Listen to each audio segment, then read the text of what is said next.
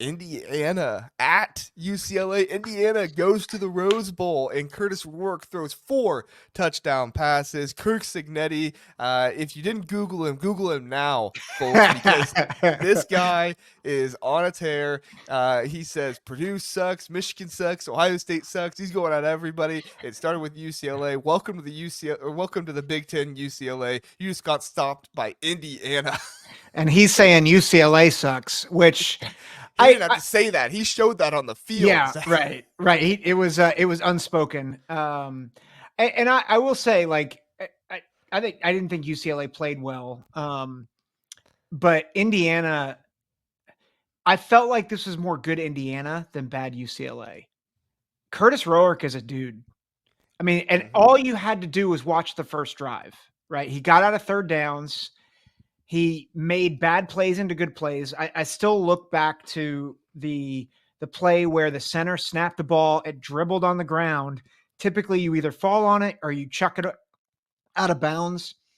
He takes it, throws it for a first down. I mean, just went right down the field. They went on the road and did this. 2 drives later, throws a near pick, and you think, okay, that's going to rattle him. Instead, he just continues to play ball. Really good arm. I don't know if it's an elite NFL arm, but really good arm. But the poise, that's what really stood out to me about Roark. His poise is off the charts. And, to beat this team on the road 42-13, I know we don't expect much out of UCLA, but I think it just speaks to Indiana's talent and their morale. And like their morale and their belief in each other is just elevated. And a lot of it's Cignetti, but this quarterback, Roark, and Elijah Surratt, man, that dude can ball. So just For real. really, really good. And it was all 3 phases, but those 2 guys in particular really stood out. I love this comment from Troy here. Indiana, come for the fishing, stay for the football. Used to be There you stay go. for the basketball. Is this a football school now, Zach? I don't know if the fans would say it is yet, at least from their attendance. But although I will say a number of Indiana Hoosier fans went to the Rose Bowl, and that's saying something. But this team could be 8-9 win team. Yeah, I still regret not going to the Western Illinois game. I mean, I had tickets offered to me for that game, and I thought, nah, I don't really want to go to this game. I could have saw Kirk Cignetti and the Hoosiers put up 77. Now, if I had gotten tickets to this game, I was definitely going.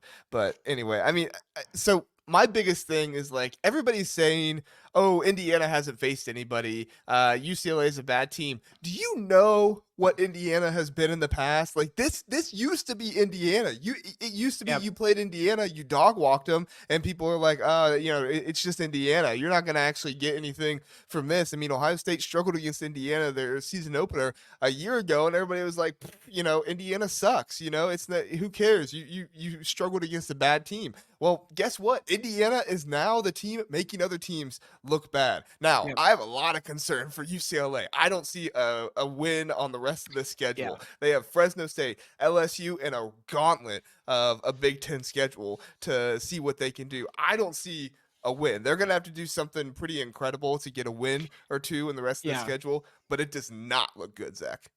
Yeah, and I agree. When I was saying it's more good Indiana, UCLA is not a good team. I think what's impressive, though, to your point, Indiana wasn't close with them.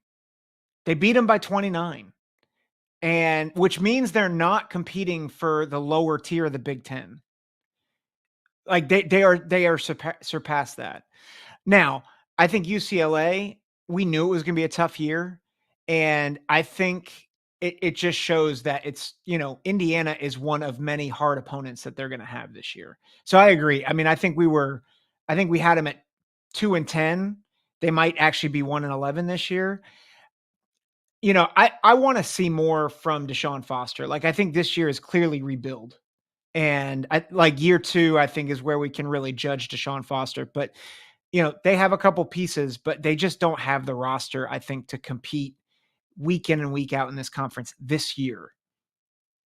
Yeah, and I mean, I was really high on the addition of Eric Bieniemy. I thought that was a good thing for them, Mhm. and I thought that would help them in some ways. And I think Ethan Garber is a good quarterback. I don't Yeah. think Ethan Garber is a bad quarterback. He showed himself to be a good quarterback last year, and in the bowl game, he had a really good game. So I mean, he's competent. He can do a good job. Unfortunately, I just don't think the surrounding pieces are good enough. Unfortunately, and I just don't think they're a very well coached team. It's unfortunate because I kind of like Yeah. Deshaun Foster. I like the idea of somebody coming in and the team was supposed to be bad and you come up and do a good job with them, the alumni, and used to be a running back there, like all that stuff. I love that storyline, but I mean, if I'm being Yep. objective and just looking at the team and watching them play, like this is just a bad football team. Yep. Unfortunately, I'm Yeah. not saying the players are bad. I think it's more bad coaching than anything else. But Yeah. yeah, There's a talking point at some point of that we should have about elevating young position coaches, even when they're hot names, and what we should expect of them. Because I think there's a number of coaches that we're going to talk about even tonight. Ryan Walters, we're not going to talk about Marcus Freeman, but like Marcus Freeman's on that list where you're a hot young coach, and you get elevated to head coach straight away. Ryan Day was in that position, and as great as he's been, we've had issues with him. And like, what is that a smart strategy moving forward? I think that's a question that I have, and I don't know if I have a good answer, but I think Deshaun Foster, it's a great story, but he was a running backs coach a year ago. Like, not well, even offensive coordinator, he's a running backs coach. to me, Indiana is the antithesis of it, and it Yep. shows just how good of a decision that was. They went to a G5 program that was overachieving and doing a very good job. I mean, JMU, don't get me wrong, that's a good football program, but Yep. they were doing a very good job in the G5. They probably would have been, well, I don't know if they would have been able to go to a bowl last year. I don't think they would have been able to, but they would have been a contender for the playoffs if the 12-team playoffs was last year. Liberty obviously would have got it because they had a dirt schedule, but like Indiana is the team that went out and hired the really good G5 coach. UCLA, and I get it, some of it's because of timing and stuff like that, but still, ideally you should be able to go out and say this is a really good G5 program, and we're going to hire their coach that has done a really good job. You should Yeah. have the money to be able to do that.